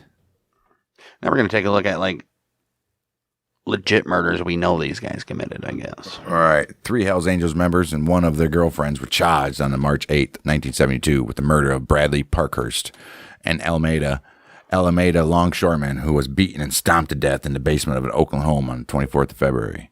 Parkhurst had arrived at the residence of Connie Perry, an Angels girlfriend, to inspect a motorcycle and was murdered by Angels member Russell Baya and Moldy Marvin William Gilbert after Gilbert took offense to the N-words handshake. I suppose that's what he said. From Parkhurst, who was pronounced dead at Highland Hospital. It is believed that due to Baya's status as a senior Hells Angel, Gilbert was pressured by the club to testify and exculpate Baya during the trial. All right, well, despite his testimony, both Gilbert and Baya were convicted of second-degree murder August 17, 1972. Following the verdict, the Hells Angels member approached Gilbert and threatened his life in the presence of a deputy sheriff due to his failure to exonerate Baya. Oh, shit. Gilbert later moved to Spokane, Washington, become vice president of the Hells Angels chapter there. Oh, wow. And died at the age of 65, June 22nd, 2007. How? All right. All right. Good for you, Gilbert. What the fuck? Wow. Let's take a look at the Compton family. Oh, this is the murder of the Compton family. Margot Compton began working at a Hells Angels owned massage parlor in San Francisco. She was required to perform sex acts on patrons. Early 1977, in order to pay off a debt for amphetamine given to her on consignment by Otis Buck Garrett, president of the Vallejo Hells Angels chapter, Compton contacted law enforcement after she was beaten and raped by a patron, resulting in Garrett being indicted on felony morality charges. July 1977, Compton testified on behalf of the prosecution in California state trial that she and 4 other women working at the parlor were being pimped by the Angels, and that the operation was under the protection of 2 San Francisco Police Department vice squad officers who were bribed with cash and sexual favors. I mean, there's probably more than 2 cops involved. There's probably all over the damn place. After testifying, Compton fled to a cottage in Gaston, Oregon, where she, her 6-year-old twin daughters, Sylvia and Sandra, and Gary Seltzler, the 19-year-old son of her boyfriend, were shot dead with a .22 caliber handgun after being bound with rope on the 7th of August, 1977. Garrett in prison after being convicted of pimping and pandering in October 1977. 1991, Garrett and Hells Angels hang-around Robert G. Bug-Eye Rob Bob McClure were charged with the murders of while in prison on separate narcotic convictions after prison informants reported that McClure had bragged of committing the crime. Oh, yeah. Right. Okay. Well, McClure was convicted of quadruple murder and sentenced to 4 consecutive life terms July 30th, 1994. Garrett also sentenced to 4 consecutive life sentences in prison after being found guilty on 4 counts of murder July 26, 1995. Over 40 witnesses, including former Aryan Brotherhood council member Michael Iron Mike Thompson, testified during each of the trials, which was held in Hillsboro, Oregon. According to the prosecutors, Garrett had ordered the killings of Compton and her daughters in retaliation for her testimony. Yeah. Says Lar was killed just because he happened to be there. Right. What? So they had planned to kill the little twin daughters too? What a piece of fucking shit. You know that. They're killing them all. Yeah, but they actually planned to kill the daughters. Right. The other 19-year-old was just killed because he was there. Jeez. Thompson claimed that Aryan Brotherhood had been approached by the Angels leadership in California to carry out the murders, but had turned down the contract because of their unwillingness to kill children. McClure's alleged accomplice in the murders, fellow Angels associate Benjamin Way Psycho Silva, was never charged in this very case. Prosecutors, they felt it wasn't even worth the expense and effort, as he was already waiting execution at San Quentin State Prison for the 1981 kidnapping, rape, torture, and murder of 2 college students in Lassen County. Oh, what the fuck? Yeah, right. Why put him through it? That's a waste of money. Well, additionally, Garrett was a suspect in the possible homicide of Rhonda Lynn Yoakum, was a 19-year-old Filipino-American woman who was last seen getting into a car with Garrett in Oroville, February 10th, 85, before she disappeared. Jeez. Garrett was purported to be taking Yoakum to the Klamath Falls, Oregon area in order for her to flee the state to avoid a court appearance in a criminal matter. She's never been located and is believed that she is the victim of the Moida. Garrett died in prison at the age of 74, February 12th, 2007. Isn't this guy considered like a serial killer? The Garrett guy? I don't think it's a serial killer when it's gang activity shit. After that, we'd have a lot more serial killers. You ain't kidding, right? Let's take a look at Maureen and Telesforo Batista. Los Angeles Hells Angels member and meth manufacturer Robert Frederick Garceau stabbed to death his girlfriend Maureen Batista and her 14-year-old son Telesforo in a Bakersfield apartment on the 6th of September or the 7th of September in 1984. After Batista threatened to inform her former lover, drug dealer Eddie Nash, of Garceau's whereabouts and drug operation. Damn, who's this Eddie Nash guy? He's a nightclub owner. Oh, he was allegedly the mastermind behind the Wonderland murders. Oh, if no you guys shit. know what those are. Wow. Yeah. No shit.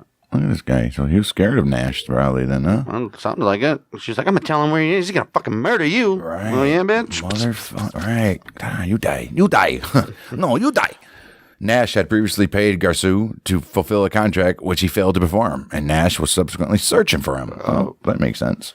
Well, 2 of Garceau's acquaintances, Greg Rambo and Larry Tom Wadington, disposed of the bodies by placing them inside a hollow bedroom dresser, which was then buried beneath a layer of concrete in the yard behind Rambo's residence in Shandon. Uh-huh. Well, then Garceau shot and killed Rambo, one of his drug business partners in Monterey County, on February 19th, 1985, after he became concerned that Rambo may have become an informant. Garceau and another acquaintance, Harlan Codd, then You know he did that. I wouldn't even trust this Garceau guy. What the fuck are you doing shit with him for? Right. He's definitely needs to be taken care of. Right. Shit. They then deposited Rambo's body in a ravine at Deer Creek in Tulare County. In view of Rambo's disappearance and fearing for her own life, his wife Susan contacted the Kern County Sheriff's Office March 6, 1985. That's the worst thing you can do. She's like, wow. Something's wrong here. Well, her statements led to excavations of Batista's bodies on the 8th of March, 1985, and the rest of Garceau and Gorman. Oh, right. Why would they do that when she probably knew that they buried the fucking people on his property? Dumbasses. And that led to the rest of Garceau and Gorman on the 14th of March in 1985. 1987, Garceau sentenced to death in Kern County for Batista murders and an additional 33 years to life in Monterey County for Rambo's murder. Well, he didn't even get to get sentenced to death because he died from cancer at the age of 58 on December 29, 2004. He spent all these... How do you get sentenced to death and then spend 15 years in prison while waiting on death row? That just don't make no damn sense. If you're going to get sentenced to death, kill the motherfucker. Yeah, but how many were in... Right, pleas and are fucking trying to get overturned and all that. Yes, but still, sentence to death is murder right there. Well, let's take a look at the Grondowski family murders. Oh shit! October 5th, 1986, former Hells Angels member William Ivan Billy Grondowski, his wife Patricia, 5-year-old daughter Dallas, and 17-year-old stepson Nolan Vandergriff were murdered in their home near Fort Bragg by Gerald Michael Butch Lester and Charles Anthony Chuck Diaz. That was the president and the vice president of the Vallejo. They're doing this shit themselves. The Vallejo Hells Angels chapter. Billy Grondalski, Patty, and Vandergriff were each killed by a single gunshot wound to the head from Lester, while Dallas Grondalski died of a result of multiple stab wounds from Diaz, which severed her spinal cord and caused a near decapitation. Damn, they hated her. Dude, I mean, they hated she her. was fucking 5 years old. Holy shit. Holy fuck. This is messed up. She was also shot by Lester post-mortem. Billy Grondalski had been expelled by the Vallejo Hells Angels on September 28th, less than a week before the massacre. And Lester and Diaz had come to his home to retrieve a monetary debt, his motorcycle, and items of club property in his possession. $900 worth of Hells Angels support decals and a Hells Angels tattoo on his left arm, reading 84 in, 86 out. I wonder what that means. According to investigators, Grondalski was ousted from Hells Angels due to the drug debt. Is it an 86? Well, he got a new tattoo. Did he get it out? He got a new tattoo. 84 in, 86 out. Yeah, but does 86 out mean 86 is like code for murder or dying or something? Right, 86. Yeah, 86. You're getting ousted. Nixed. Right. Oh, dude, That's just crazy that it happened in 1986. Then, huh? There was no reason to kill these guys. They just went there for the motorcycle and decals and shit. What the hell? Well, Lester and Diaz later claimed the killings began after a .45 caliber pistol that Lester was using to threaten Billy accidentally discharged, killing him instantly. Oh, so you had to kill everybody else. And that the remaining family members were killed to eliminate witnesses. Oh, get the hell out of here! After his death, Grondalski's Hells Angels tattoo was severed from his body and later disposed of by Lester in the toilet of an RV owned by associates of his. Dude, it's in the RV show. Wow. The handgun used in the killings was melted down with a blowtorch, and the slag was scattered over several northern California counties by Little Mike Tinkersley, a member of the Hells Angels Sonoma County chapter. Cool for you, Little Mike, idiot. Scattered over several. Okay. Oh. The day after the murders, Lester and Sonoma County Hells Angels member Big Arm Charles Francis Haas returned to the home and set fire to it in an effort to destroy evidence. The corpse of the family were discovered by firefighters. Well, oh my gosh, these got to be the dumbest motherfuckers. Right. Haas implicated Diaz and Lester in the murders after becoming a cooperating witness for the government in February 1994, while awaiting sentencing on a federal drug conviction relating to a large-scale methamphetamine ring in Virginia. Damn, he was like, hey man, what if I tell you some shit that happened in California? Jeez. He was granted immunity from prosecution in the case other than for the murders. I don't like that. You should never be granted immunity just because you know something else that happened. You committed a crime still, motherfucker. Go to jail, bitch. They should have a jail for the witness protection people. Well, it's kind of a jail, isn't it? Not really. You're allowed to do whatever the fuck you want. Right. He was then sentenced to he was granted immunity from prosecution in the murder case other than the murders. So he was still going to get charged for murder. Oh, okay. And he also had hope for a reduced sentence in the drug case. He was ultimately sentenced to 27 years imprisonment March 31st, 94. Yeah, so you're opening your mouth to nothing, you dumb fuck. Well, you could have got life. Still. Or death penalty. I think that was still going on there. Well, don't worry. He was still being in prison for 30 years. Really, though? 27 years? Probably was out in 20. Right. May 5th, 95, Diaz, by then the Vallejo chapter president, was arrested in Ukiah, and Lester was apprehended in Fort Smith, Arkansas, where he was living after leaving the club in June of 87. Oh. They were each charged with 4 counts of murder. I bet they were. Tankersley also emerged as a witness in February 1996. Damn, dude, this is 10 years. When he was arrested in Arkansas on a fugitive warrant for assault charges and he faced in Marin and Sonoma counties, California. He was also charged with 3 counts of attempted capital murder after he used his vehicle to ram the car of the police officers who arrested him. You can't do that in 1996, maybe in 76. Tankersley had been expelled from the Sonoma County Hells Angels in 1987 and fled the state to escape retribution from the club and also to avoid criminal prosecution. Damn, dude's on a run. He went to Arkansas. Jeez. Due to his testimony, the attempted murder charges against him were reduced to 3 counts of aggravated assault, for which he was sentenced to serve 6 years imprisonment, 3.5 years suspended, concurrent to any sentence stemming from the assault charges in California, from which he ultimately escaped prosecution for. So he got 3 years. If you're running from a biker club, I would go to like Canada. Why? They're there too, bud? Yeah, they're in Alaska. How often do you get to ride a bike in Alaska? All the time. I don't know. Following 2 mistrials, Lester was convicted of 4 counts of murder on November 6, 97. He was then sentenced January 23rd, 98 to 4 life terms at the maximum security Pelican Bay State Prison. I would move to Mackinac City or Mackinac Island. Right, no motor vehicles allowed here unless they get bicycles. Ching, ching, ching, ching. The Hells Angels it's a Schwinn club. Right. Only Schwinns here, baby. No Huffies. Charges against Diaz were dismissed twice due to lack of evidence. Once in 1996 and again in January 4th, 1999.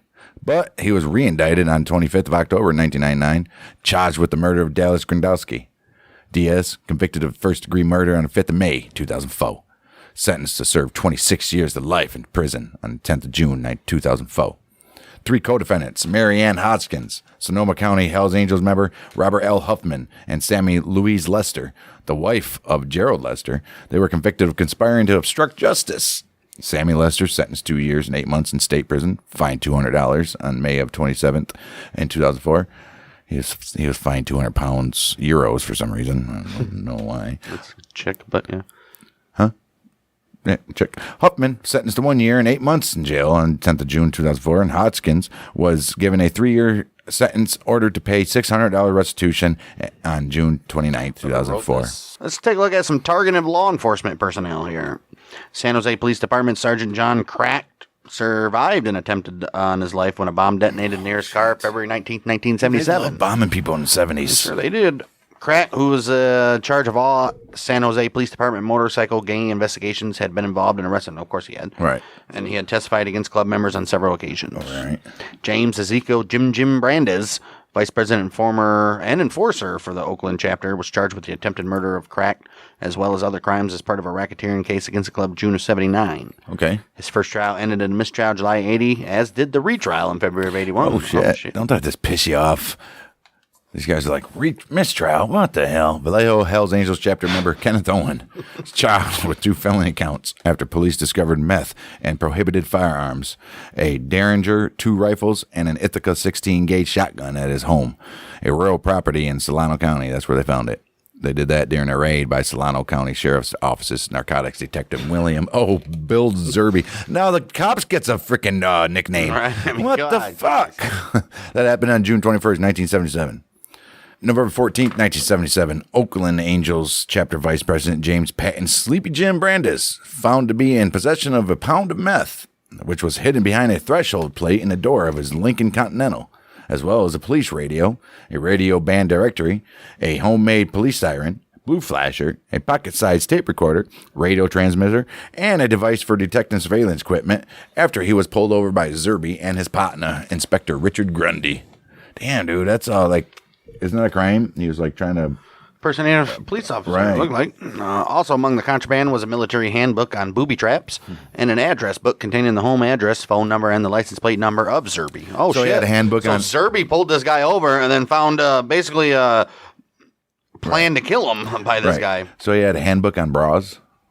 Yeah. Booby trap. Right, I get it. January 30th, 1978, Zerby was seriously injured and deafened as a result of an explosive device detonated as he was entering a vehicle parked in front of his home in Vallejo. The detective was en route to court for a pre-hearing in the meth trial for Brandes at the time. 42 Hells Angels members and associates were served with grand jury subpoenas March 27th, 78 as part of the investigation into that bombing. Damn, they were messing around. In or around November 1978, Brandes stated to the reporter for Rolling Stone magazine that Zerby drew a line and stepped over it. I don't take that from anybody in the streets. And I sure ain't going to take it from him. Oh, big bad Brandes, huh? I don't let nobody come around and shove me around. I don't think anyone does if he's a man. Wow. Good for you, bud. You're a man. The following year, Brandes and Owen were charged with attempted murder of Zerby as part of the racketeering case against the club. They're all to be acquitted of the attempted murder. Oh, shit. Of course. Jeez. 1982, Brandes arrived in Australia with a photograph and the home address of the Victoria State policeman Barb Armstrong, who was in dispute with the Angels Melbourne chapter. Jeez, he went all the way to Australia to do that shit? Myself. He was then deported to the United States. He ultimately committed suicide by hanging himself in prison circa 1994. All that for that. What a piece of shit. Owen died July 4th. Didn't he just say he's a man? Right. I'm a man. Then he hung himself. Pussy. Zerby, who was forced to retire from his law enforcement agencies due to the injuries sustained in that bombing, died in 2021 at the age of 79. Wow. The 1982 made-for-television film Hear No Evil was based on the incident. No shit. Well, look at that. Hear no evil because he's deaf. Get it? Right. 2 San Diego Hells Angels chapter prospects, Robert Michael Mexican Mike Johnson, William Lester Filthy Bill Peters. They are charged with conspiring to murder San Diego County District Attorney's Office Organized Crime Unit investigator Holy shit. Raymond C. Morgan. All right. After being arrested while conducting surveillance of Morgan's residence in Poway on, obviously, you guys, I guess it's not illegal to conduct surveillance. They did that in Poway on February 27, 1978. They had an M3 submachine gun, a high standard 22 pistol fitted with a silencer, ammo for both weapons, rubber gloves, camo clothing. A hand-drawn map to Morgan's home were found at Johnson's residence. An electronic listening device with a parabolic microphone was found in Peter's residence after search warrants were issued. All right. Johnson's girlfriend, Linda Sue Osborne, was also charged in the case.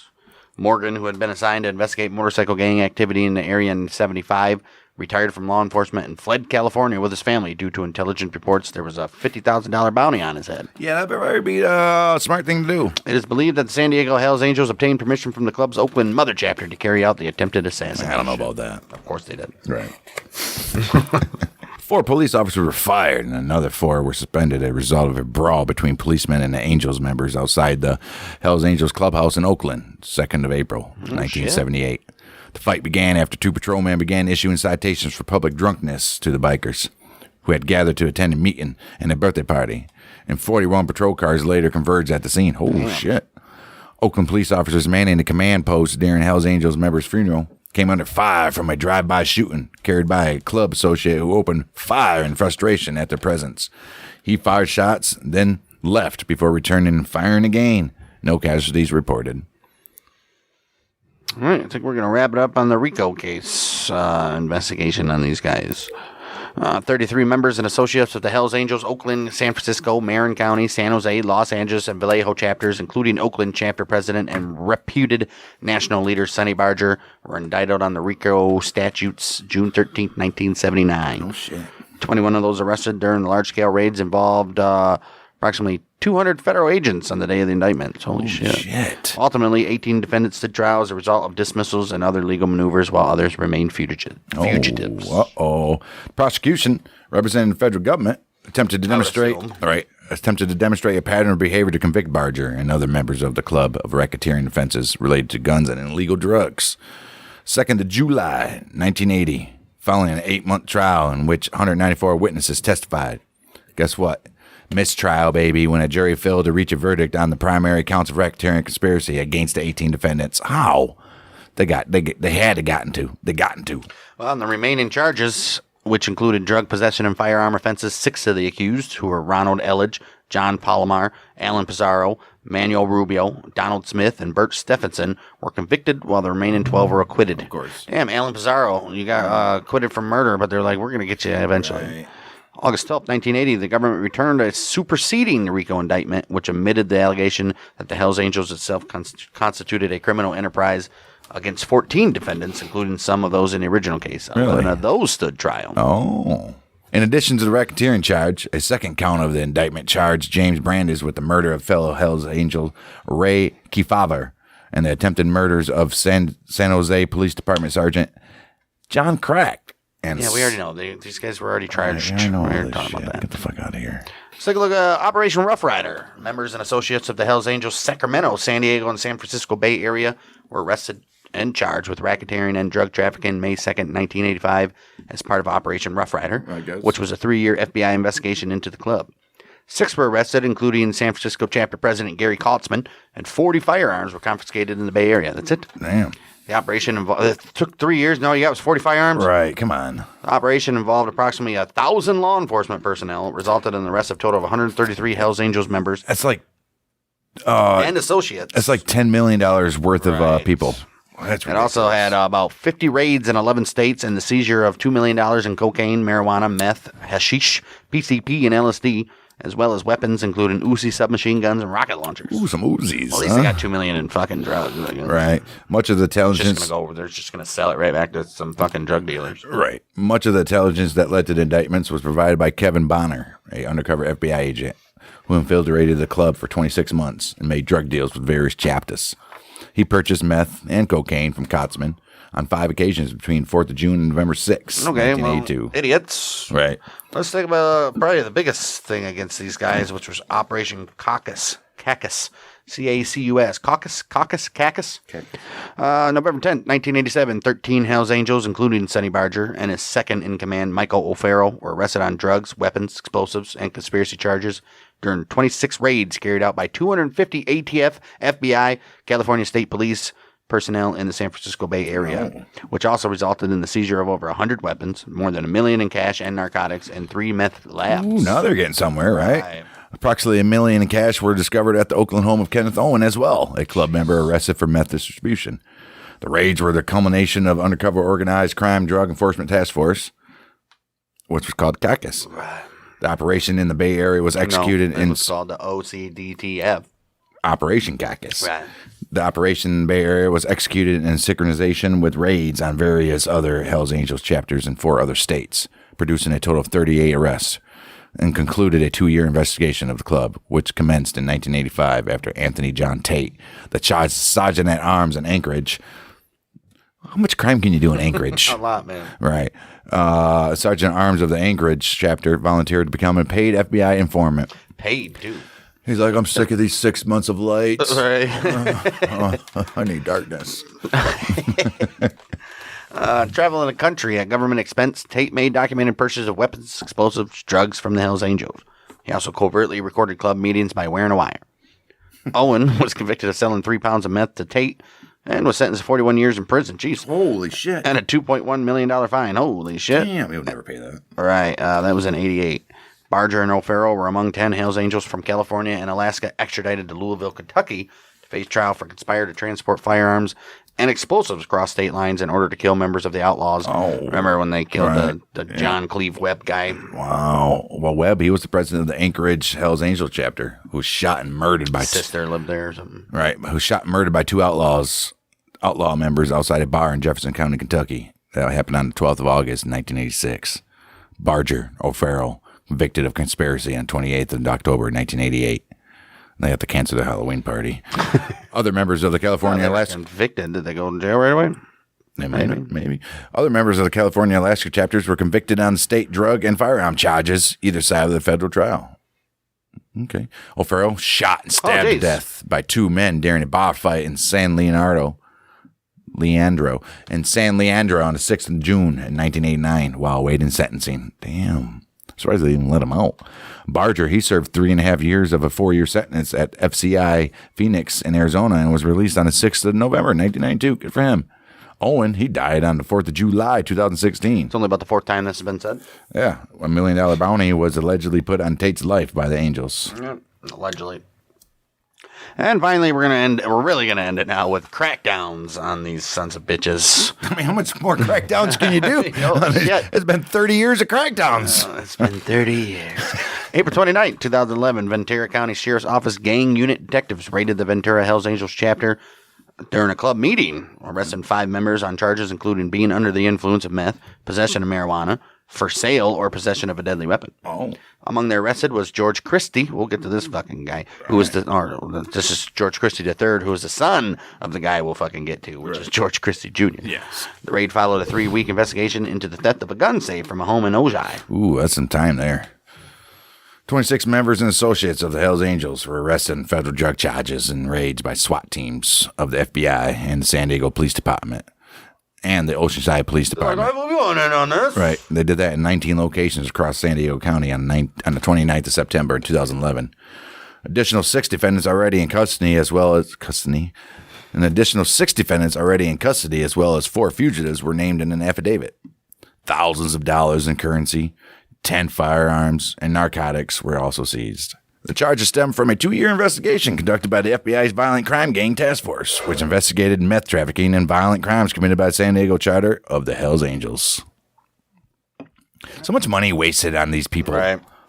Hells Angel member Charles Nucci was arrested when the San Francisco Police Department Gang Task Force raided the headquarters of the Hells Angels in the Dogpatch neighborhood of San Francisco, May 14, 2014. They were serving a warrant in connection with an aggravated assault in 2013, which several assailants wearing Hells Angels jackets allegedly attacked a victim in San Francisco. Every one of these guys are just savages. They don't even belong on the streets. Right. Wow. February 11, 2015, SWAT officers and Riverside County Sheriff's Department deputies raided the Hells Angels clubhouse on West 19th Street in San Bernardino, serving a gang-related warrant and arresting one member of the club. Shotgun confiscated, as it was a batch of a suspicious white powder. Wow, what's this? It's coke, you dumb bitch. The raid was part of the larger operation, which overall resulted in multiple arrests and the recovery of 19 firearms, some narcotics, stolen property, and a motorcycle that was also stolen. Shit. 17 warrants were served in relation to the gang violence and unsolved violent crimes. Holy fuck. And others. Holy shit. Dude, this whole episode was just rapid fire murder and assaults. These guys are just a threat to humanity. Dude, this is... Holy shit. You guys just listened to an hour and a half of this shit, and this is just California. An hour and a half of freaking crime nonstop.